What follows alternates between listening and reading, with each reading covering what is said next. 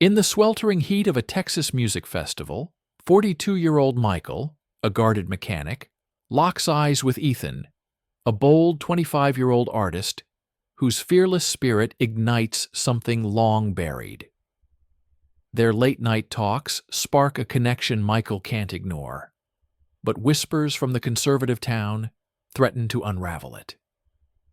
As Ethan's openness draws attention, Michael faces a choice: embrace the truth or hide from it again. The music pulsed through the crowd, a relentless beat under the blazing Texas sun. Michael wiped sweat from his brow, weaving through the festival goers in Dusty Hollow, a small town where everyone knew everyone's business.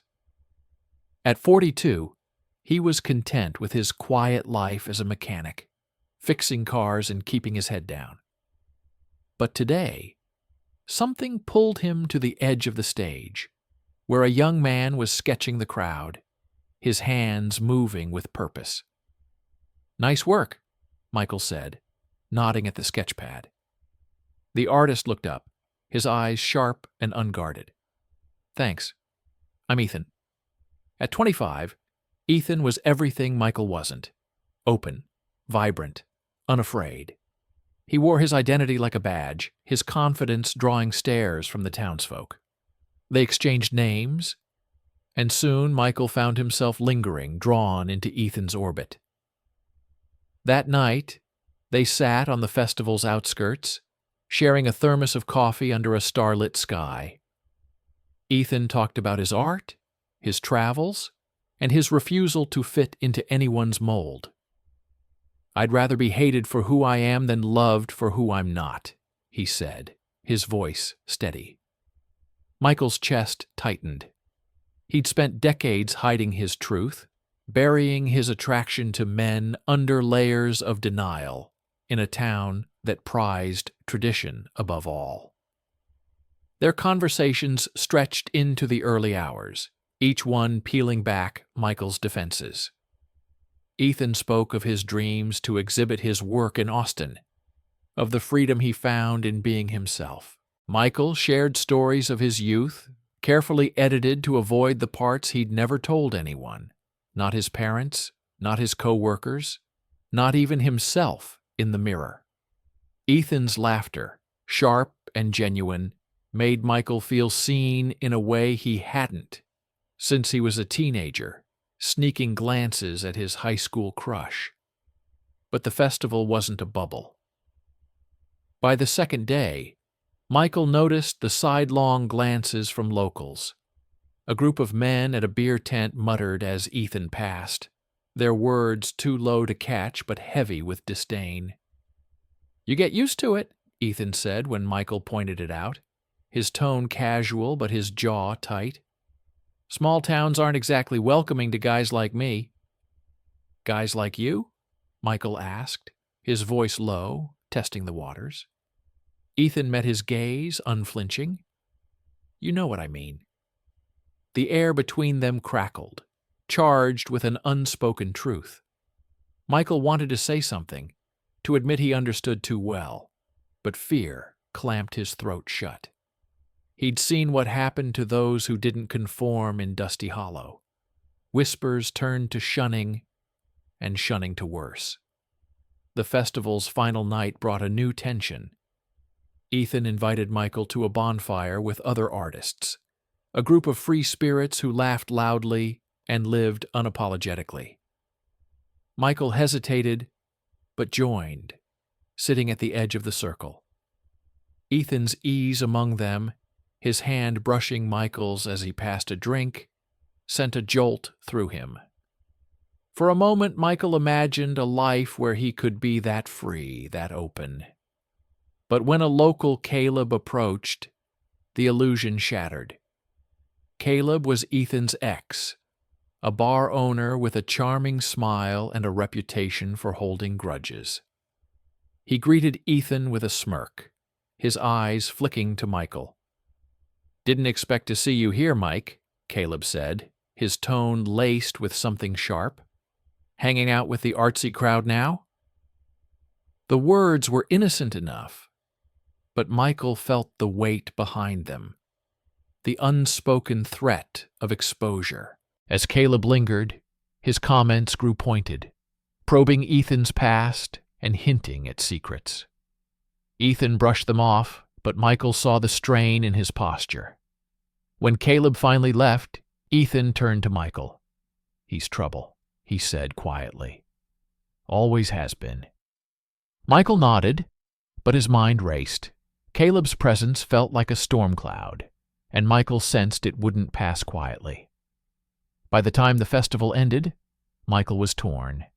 Ethan's openness had awakened something in him, a longing to live authentically, to stop hiding. But Dusty Hollow's watchful eyes and Caleb's lingering threat loomed large. As they parted ways, Ethan scribbled his number on a napkin. "Call me," he said, his voice soft but firm. "I think you've got more to say than you let on." Michael pocketed the napkin, his heart pounding. Driving home, the weight of Ethan's words and Caleb's stare pressed against him. He wanted to call, to chase this spark, but the fear of what it would cost, his job, his family, his place in this town, clawed at him. The road ahead felt like a tightrope, and Michael wasn't sure he could cross it without falling. The days after the festival felt like a held breath for Michael. Ethan's number burned a hole in his pocket, but he hadn't called. Each time he reached for his phone, the weight of Dusty Hollow's judgment stopped him. The town's gossip mill churned, and whispers about Ethan's lifestyle had already reached the garage where Michael worked. "That artist kid's trouble," his co-worker muttered over a busted carburetor. Michael nodded, his stomach twisting, and changed the subject. Ethan, undeterred, texted Michael a week later, inviting him to a local diner. Against his better judgment, Michael went. Ethan was already there, sketching on a napkin, his energy a stark contrast to the diner's stale air. They talked easily, picking up where they'd left off. But Michael kept glancing at the door, half expecting prying eyes. Ethan noticed. "You're jumpy," he said, his tone light but pointed. "Something wrong?" Michael hesitated, then shook his head. "Just not used to this." He didn't elaborate, but Ethan's gaze softened, as if he understood. They parted with a promise to meet again, and for a fleeting moment, Michael felt lighter, like he could outrun his fears. But Caleb had other plans. The bar owner had been watching, his resentment simmering since Ethan left him years ago. One evening, Michael overheard Caleb at the garage, talking loudly to a group of locals. "Ethan's not just an artist," Caleb said, his voice dripping with malice. "He's got no shame, flaunting who he is." The words weren't explicit, but the implication landed like a punch. The men laughed, their tone cruel, and Michael's blood ran cold. He stayed silent, gripping a wrench until his knuckles whitened. The next day, the rumors spread like wildfire. At the hardware store, Michael caught snippets of conversation. "Ethan's kind don't belong here." By evening, flyers appeared around town, outing Ethan with vicious clarity. They didn't name Caleb, but Michael knew who was behind it. Ethan's name was now a target, and the town's hostility surged. At the diner, a group of regulars refused to sit near him. A shop owner turned him away, citing family values. Michael saw Ethan the following night. His usual spark dimmed. They met at a quiet park, away from the town's glare.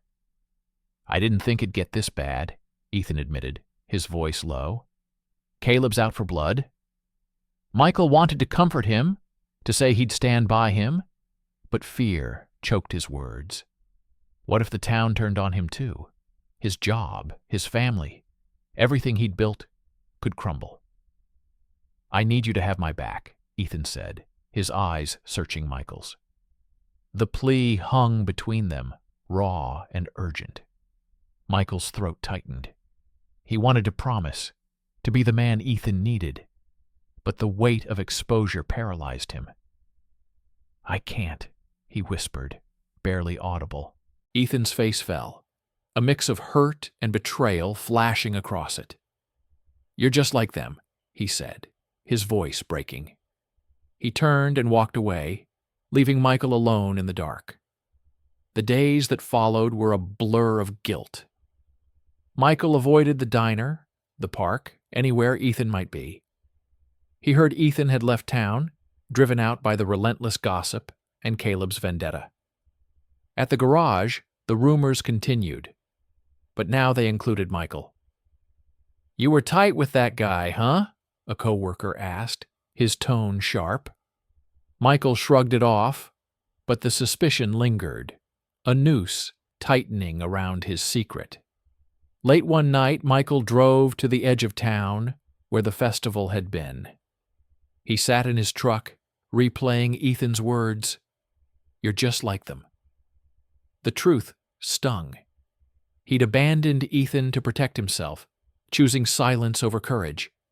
The town's judgment had won, and Michael hated himself for it. He pulled out the napkin with Ethan's number, now crumpled, and stared at it. Calling would mean facing what he'd done and what he hadn't. His fingers hovered over his phone, but he didn't dial. Michael's days blurred into a grind of oil changes and engine repairs, but the garage couldn't drown out the echo of Ethan's departure. 3 months had passed since Ethan left Dusty Hollow, driven out by Caleb's flyers and the town's venom. Michael's silence that night in the park haunted him, a wound that festered with every sidelong glance from coworkers. They didn't know his secret, but their suspicion was enough to keep him on edge.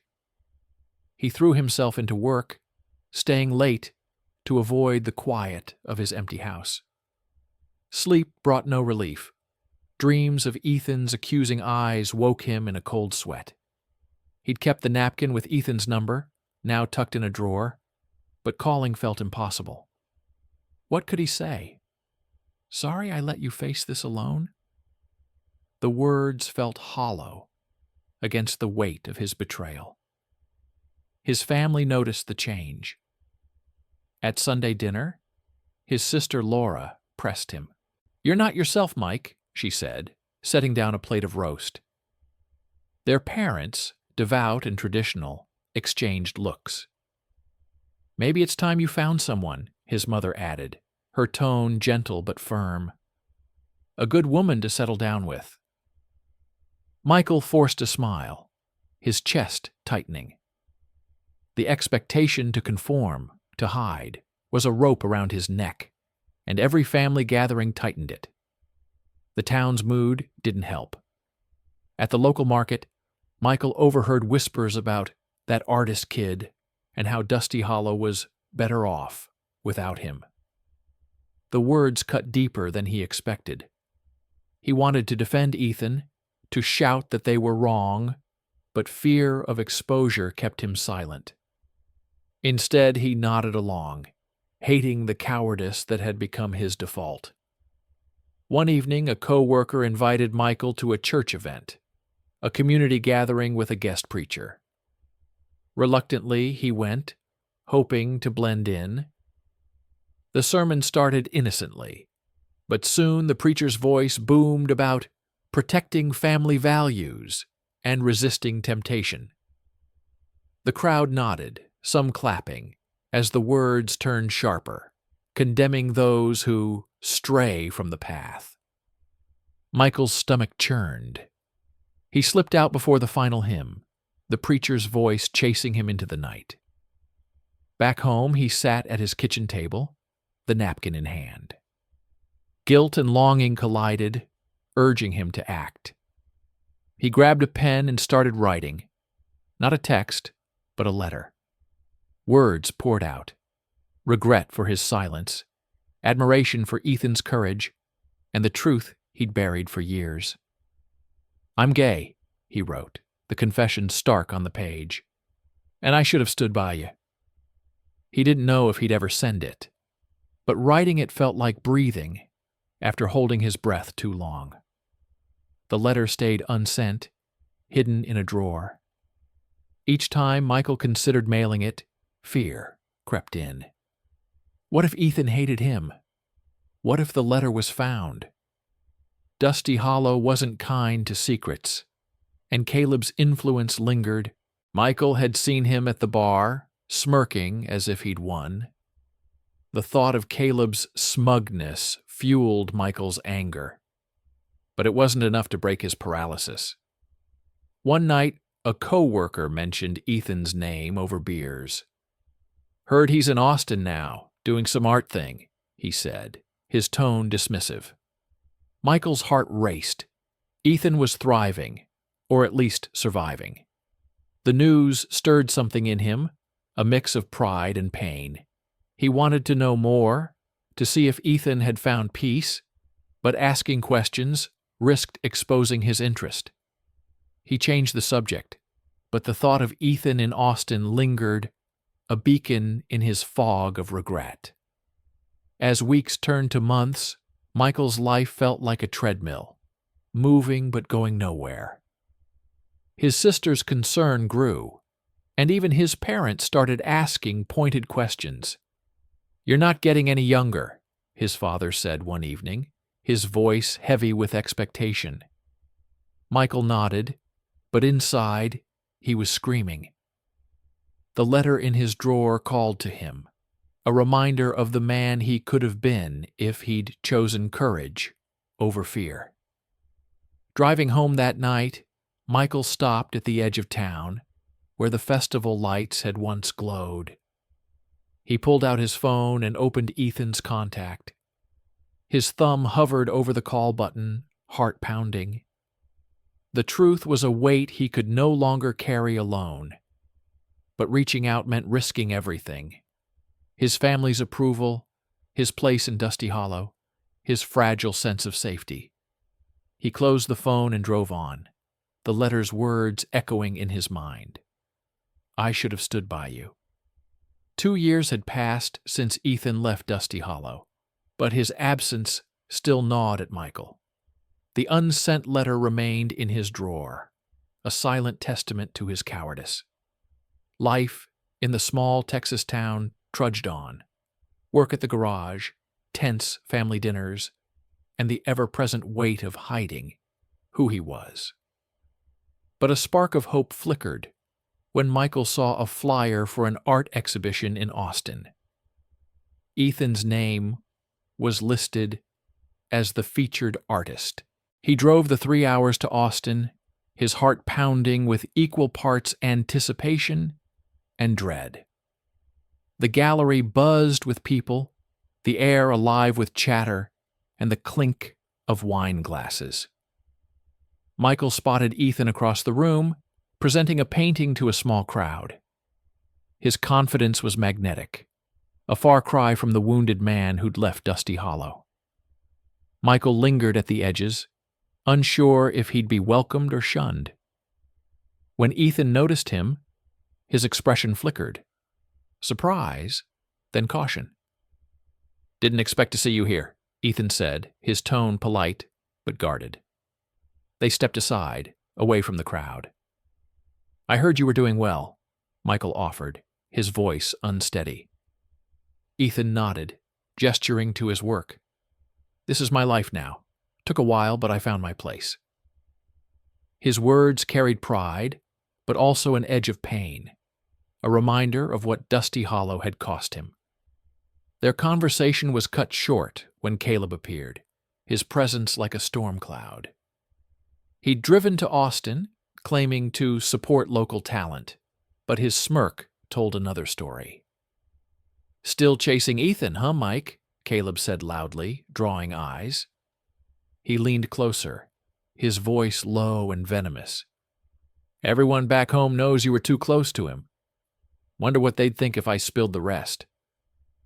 The threat hung heavy, a blade aimed at Michael's secret. Ethan's jaw tightened, but Michael spoke first. "You don't get to do this again," he said, his voice steady despite the fear clawing at him. The crowd quieted, sensing tension. Caleb laughed, turning to the onlookers. "This guy's got secrets, just like his artist friend here," he said, gesturing at Ethan. "They're not what you think." Michael's pulse raced. Years of silence, of hiding, pressed against him. But something snapped. "Enough," he said, stepping forward. "You spread lies to hurt Ethan, to hurt me. You don't control us anymore." His voice carried, raw and unyielding. He turned to the crowd. "Ethan's art speaks truth. Caleb's just scared of it." Murmurs rippled through the room, some nodding, others whispering. Caleb's smirk faltered. "You'll regret this," he hissed, but Michael held his ground. Ethan's eyes met his, a mix of shock and respect. "You didn't have to do that," Ethan said quietly after Caleb stormed out. "I know," Michael replied, "but I should have done it 2 years ago." They talked longer, away from the crowd. Ethan shared how the pain of Dusty Hollow fueled his art, turning betrayal into beauty. "Your silence hurt," he admitted, "but it pushed me to keep going." Michael swallowed hard, the weight of his regret heavy. "I wrote you a letter," he said. "Never sent it. I was scared of the town, of myself." Ethan's gaze softened. "You're here now. That's something." The exhibition ended, and Michael drove back to Dusty Hollow, the encounter replaying in his mind. Word of his stand spread, carried by locals who'd been at the gallery. At the garage, co-workers were quieter, some offering hesitant nods of respect, others avoiding his gaze. Caleb's bar saw fewer patrons as whispers of his spite turned the town against him. Michael didn't feel triumphant, but for the first time, he felt unburdened. He hadn't won Ethan back, and maybe he never would. But standing up to Caleb, speaking his truth in front of strangers, had cracked open the cage he'd built around himself. The road back to Dusty Hollow felt different, like a path he could walk, with his head a little higher.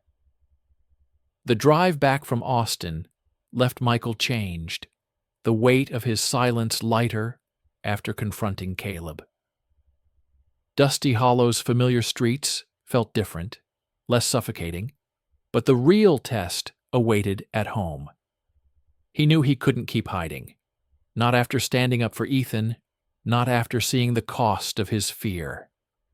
The letter he'd written years ago, still unsent, sat heavy in his mind. It was time to face himself. At Sunday dinner, Michael sat across from his sister Laura, their parents chatting about church and neighbors. The usual pressure to settle down loomed, but tonight, Michael's resolve was steel. As dessert was served, he cleared his throat. "I need to tell you something," he said, his voice steady but low. Laura looked up, her eyes narrowing with concern. His parents paused, forks in hand. "I'm gay," Michael said, the words cutting through the quiet. His mother's face froze, his father's jaw tightened, but Laura reached for his hand under the table. "I've been hiding it my whole life," he continued, "but I can't anymore. I don't want to lose you, but I need to be honest." Silence stretched, heavy and sharp. His father stood and left the room without a word. His mother followed, her expression unreadable. Laura stayed. "Why didn't you tell me sooner?" she asked, her voice soft but not accusing. Michael exhaled, the truth spilling out. Years of fear, Ethan's impact, the betrayal in Dusty Hollow. Laura listened, her grip on his hand unwavering. "You're my brother," she said finally. "Nothing changes that." Her acceptance was a lifeline, but the sting of his parents' silence lingered. Word of Michael's stand at the Austin Gallery had reached Dusty Hollow. At the garage, some co-workers kept their distance, but others, like his friend Tom, offered quiet support. "Takes guts," Tom said one morning, handing Michael a coffee. The town's reaction was mixed. Some shunned him, others shrugged, their indifference a small victory. Caleb, meanwhile, faced his own reckoning. His bar, once a hub, grew quiet as locals turned away, his lies exposed by those who'd been at the exhibition. His influence waned, a consequence of his spite. Michael sought out Ethan one last time, driving to Austin for a coffee shop meeting. Ethan was cautious but open, his art now celebrated in galleries across the state. "I heard what happened back home," Ethan said, stirring his drink. "You didn't have to do that for me." Michael shook his head. "It wasn't just for you. It was for me, too." They talked, not as lovers, but as two people who'd shaped each other. Ethan shared how he mentored young artists, helping them embrace their truths. "You inspired that in a way," he admitted. Michael smiled, bittersweet, but proud. Back in Dusty Hollow, Michael stood at the edge of town, where the festival had sparked everything. He pulled out the letter he'd written to Ethan, its pages worn from years of indecision. Under the fading light, he lit a match and watched it burn, the ashes scattering in the wind. It wasn't defeat. It was release. He didn't need the letter anymore. He'd said what mattered, not just to Ethan, but to himself. Life didn't resolve neatly. His parents were distant, though Laura said they'd come around in time. The town's judgment ebbed, replaced by a cautious acceptance from some. Michael started attending a support group in a nearby city, connecting with others who'd faced similar struggles. He wasn't fully out, but each step, each honest conversation, felt like reclaiming a piece of himself. Ethan's art continued to inspire, his latest piece a vibrant canvas of resilience displayed at a local youth center. Michael saw it online, a reminder of their shared journey. They didn't rekindle what might have been, but their closure was enough. Michael had found his voice, and Ethan had found his purpose.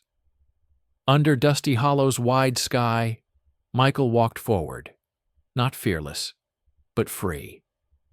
If this story touched you, don't forget to subscribe and turn on the bell. More stories are coming that will move you, inspire you, and challenge the way you see your own journey. Every story matters, and each one brings us closer to who we are meant to become.